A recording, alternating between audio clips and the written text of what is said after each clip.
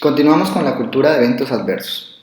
Para esta semana se ha establecido dar un pequeño abrebocas a cómo desde cada una de nuestras áreas podemos llegar a fallar. La primera sería para el área de farmacia, que tenemos varios errores por corregir, como por ejemplo el tema de despacho de medicamentos vencidos. Eso es un evento adverso que no tendría por qué alcanzar al paciente. La mezcla de un medicamento diferente por diferentes casas comerciales, teniendo en cuenta el tema de la estabilidad y de la biosimilaridad de los medicamentos. No se pueden cambiar o mezclar diferentes marcas comerciales o marcas genéricas dentro de una misma preparación.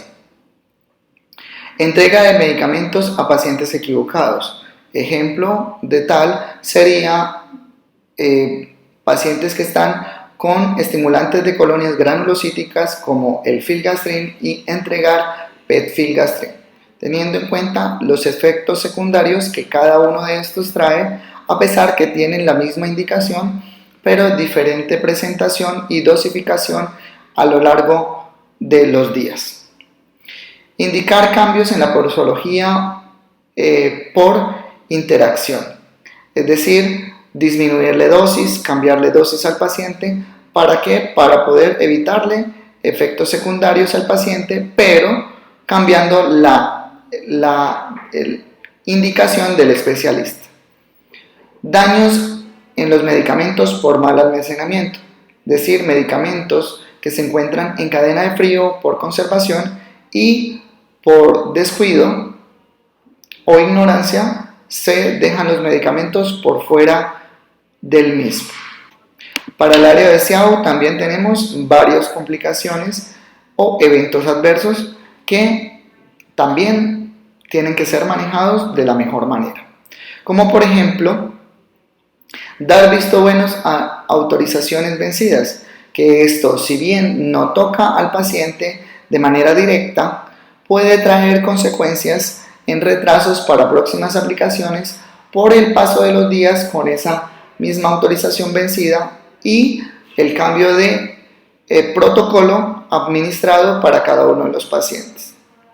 Cargar laboratorios a pacientes equivocados, es decir, previo a la consulta, cargan laboratorios de pacientes que no son, pueden indicar o hacer daño al paciente. ¿Por qué? Porque el especialista puede pensar que el laboratorio de este paciente, como está cargado en su historia, están bien o están mal, hacerle incurrir en fallas terapéuticas de gran tamaño y dimensión. Agregar citas con especialistas equivocados. ¿Por qué? Porque nosotros tenemos varios especialistas en hematología y en oncología, lo que permite, por medio de una autorización, direccionarlos en un área o en otra. En ese sentido, retrasan el procedimiento o el inicio de tratamientos de los pacientes. Transcribir de forma errónea también puede ser un retraso para el paciente al momento de autorizar medicamentos. Enviar historias clínicas de otros pacientes, teniendo en cuenta que nosotros estamos regidos bajo el proceso de la VEAS Data. Tenemos que verificar que las historias clínicas que sean entregadas a las personas correctas y en las direcciones correctas de correo electrónico. Dar información a pacientes o a personas sin autorización del paciente.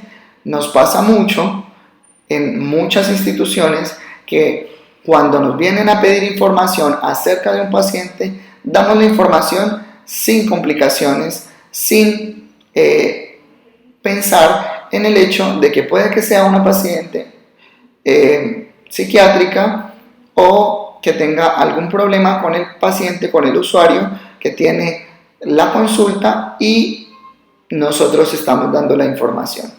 Es decir, estamos transmitiendo información sin autorización del paciente. Muchos pacientes también consultan solos porque no quieren informar a su familia de su estado de salud y están en todo su derecho. Por otras áreas administrativas también tenemos complicaciones, como por ejemplo el área de contabilidad y de facturación. Cuando se entregan facturas que ya están anuladas, que si bien están regidas por la DIAN y al momento del paciente de hacer un reclamo, la factura se encuentre anulada. Esto repercutiría directamente para declaraciones del paciente cuando hace pagos particulares. Los repartes incompletos a la DIAN dan repercusiones también administrativas para tanto el paciente como para la institución. Cambio de datos personales o información de pagos o de compras. Es decir, si nosotros le estamos administrando X o Y tratamiento a pacientes y que otra área que no sea la EPS, la institución o el paciente pida este tipo de información y sea entregada por el área de contabilidad o facturación. Liquidar cuentas con valores inferiores o superiores. Esto retrasa los procesos administrativos y muchas veces puede retrasar incluso al paciente en su administración. La doble facturación. Pacientes que pagan de manera particular y aún así se les pasa a la entidad prestadora de salud y por desconocimiento de la facturación se cobra doble vez. Para el área de compras podemos también pensar en eventos adversos con medicamentos que son innovadores, es decir, que son los primeros lanzados en el mercado para cierta enfermedad o para cierto tipo de pacientes versus los genéricos. El evento adverso se presenta cuando el medicamento produce un efecto adverso y está catalogado como comercial, pero se administró genérico bajo la compra de un diferente medicamento a la indicación. Segundo evento adverso que se puede presentar es desconocer el sistema de trazabilidad, es decir, participar activamente en el cambio de medicamentos entre paciente y paciente. Esto quiere decir que cuando un paciente tiene el mismo medicamento y se pide, entre comillas, prestado para podérselo aplicar a otro y se desconoce que debe ingresar al sistema como trazable, es decir, de investigación, para que si se presenta un evento adverso, sepamos perfectamente de qué lote, de qué molécula fue el evento adverso. Cambios en el sistema de compras. Esto quiere decir que se vienen comprando de un laboratorio sin tener inconvenientes en el tema de eventos adversos. Se cambia de laboratorio por auditoría, por gestión, por economía y puede generar que, como el paciente ya venía sistémicamente acostumbrado a este tipo de medicamentos, al cambiársele pueda tener un evento adverso. Entonces es importante la información a todas las áreas sobre el tipo de cambios que se pueden llegar a presentar, especialmente con moléculas que tienen alto riesgo de presencia de eventos adversos. Compras de tecnologías diferentes a las facturadas por temas de trazabilidad. Nuevamente estamos en los temas de trazabilidad. Desconocer qué lote, qué efectos secundarios se pueden presentar cuando son innovadores, biosimilares, genéricos y el tipo de laboratorio que presenta. Por otro lado, tenemos a la consulta especializada. La consulta especializada debe ser una de las más supervisadas y auditadas, ya que desde aquí Se abren todos los procesos administrativos y clínicos para cada paciente. En ese sentido, se pueden presentar falta de entrega de formatos, es decir, IPRES, formatos de control, los FOREAM y todos los demás formatos que se necesitan para el despacho del medicamento. Error en la transcripción, es decir, transcribir información numérica o alfanumérica erróneamente, conduciendo a que no se pueda conocer el número de la patología, el nombre, la codificación del laboratorio o algún otro laboratorio al momento de la transcripción. Error en la digitación. Cuando se solicitan más o menos medicamentos del necesario para el paciente, dando como riesgo la ingesta de mayor cantidad de medicamentos o menor cantidad de medicamentos del necesario para la cura o manejo del tratamiento del paciente. Error en la formulación. Medicamento por presentación, es decir, puede venir en presentación de ampolla y se formulan tabletas o en otro tipo de presentación. Error en la disponibilidad. Cuando existen los desabastecimientos y que se desconozca por parte del especialista, también es un error adverso. Error en la indicación. Cuando se indican medicamentos que no cumplen con la indicación INVIMA y no se hace la respectiva aclaración dentro de la historia clínica cuando tienen respaldo científico a nivel internacional o a nivel nacional, pero con cambios en la norma dejan de pertenecer a la indicación nacional. En el área de quimioterapia tenemos errores múltiples que son graves para la institución. Uno de ellos son error en la forma de administración.